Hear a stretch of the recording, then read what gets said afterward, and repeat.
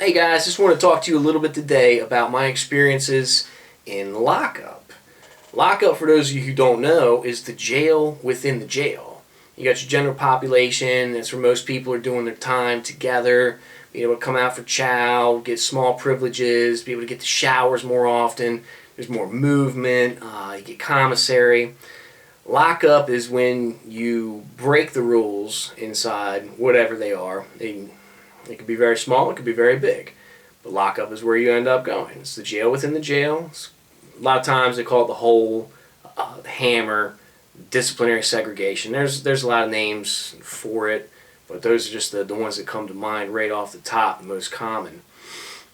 And being pretty young and stupid when I got locked up, yeah, I got in a few fights. And just trying to stand out, not let people walk all over you, which is something you can't do. You just can't let it happen. If you have to fight, you have to fight sometimes. It's just a different world.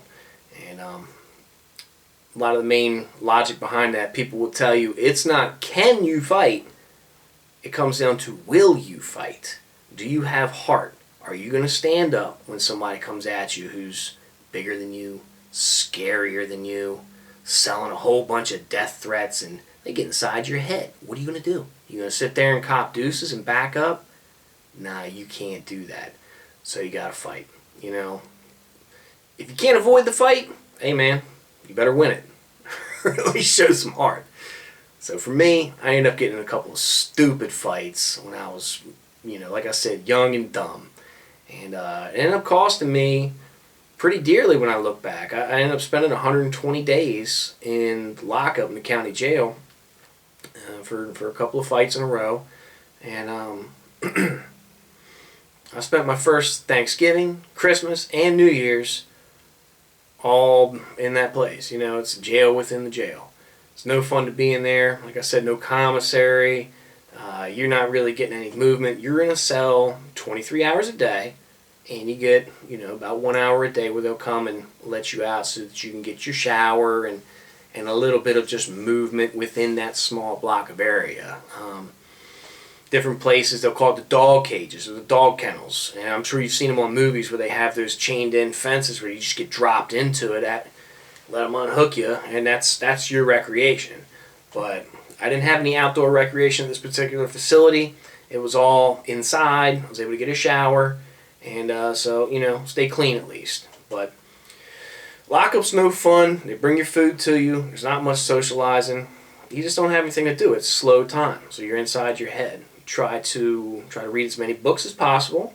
You try to stay as physically fit as possible, because when you come out of lockup, somebody might want to try you after that. So, hey man, you got to put your time to use. And slow time is the worst. It will break you. If you get really bad slow time, it can make you have some pretty crazy thoughts. I mean, people have tried to kill themselves in there. I watched a guy throwing dookie all over the place through the bars. I mean, it gets to people in different ways. So for me, I did a lot of reading when I could.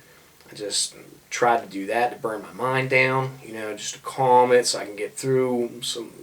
It's not an ideal situation.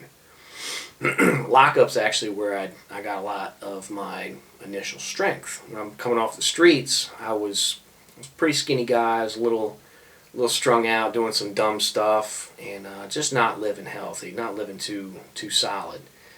And I decided to start doing push-ups. And I got to the point where I was doing 750 push-ups every other day, and it was a lot of work, but I had a lot of time on my hands. So I'm doing push-ups, some crunches, free squats, this and that. And that's kind of how you got to pass your time. And you've got to learn to live inside of your head.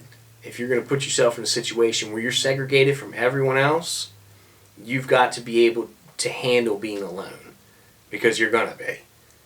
And it doesn't sound like much, but 120 days it's a long time. It's a long time.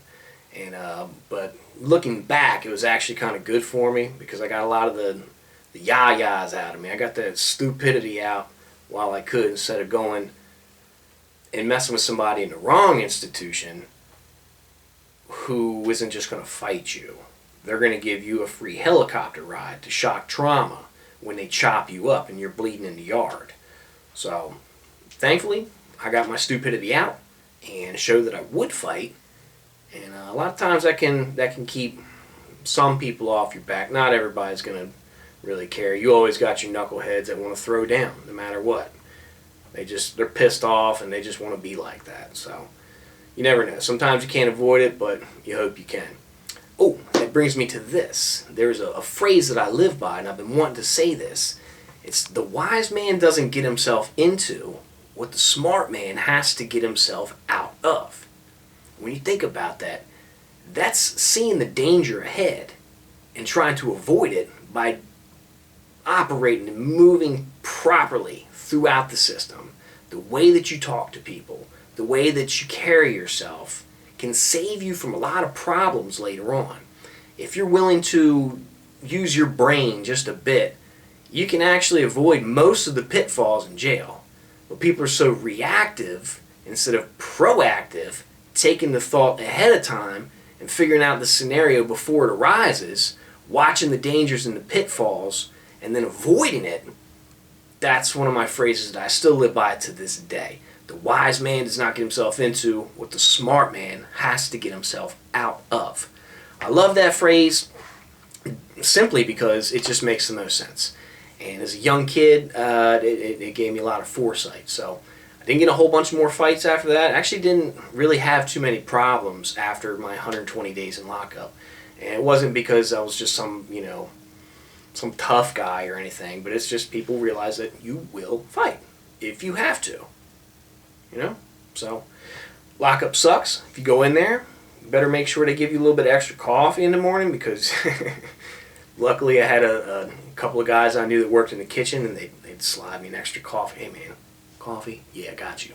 They'd slide me like 2 cups. So that's huge in there, man. That little stuff is a lifesaver. And those little things, man, it's unbelievable. Lockup is freezing cold. It's ridiculously hot. It depends how the weather is outside. You don't have AC. You don't have a fan. You don't have any of those creature comforts that you can get back when you're not being segregated for being stupid. So it gets pretty bad. It gets really bad at times. There was points where they would send little mustard packets with like a sweaty meat sandwich, which was like the jailhouse version of bologna and cheese. And it was pretty much sweaty meat. It was nasty. But hey, when you're hungry and you're locked up, you're going to eat whatever they bring you. So if I could, I would hang on to some extra bread here and there, save a packet or 2 of mustard, and it's hard living. You get to the point where you're looking forward to a Friday night mustard sandwich. Woo! That's good eating in there, because you ain't eating much else. You can't get noodles, you can't get anything. It's whatever they drop you on that tray. So if you can avoid lockup, it's a good thing to do. But if you got to go through it, hey man, just be smart about it. Go in there, maximize your time, use it to the best of your ability. You got to learn to live inside of your head in those situations.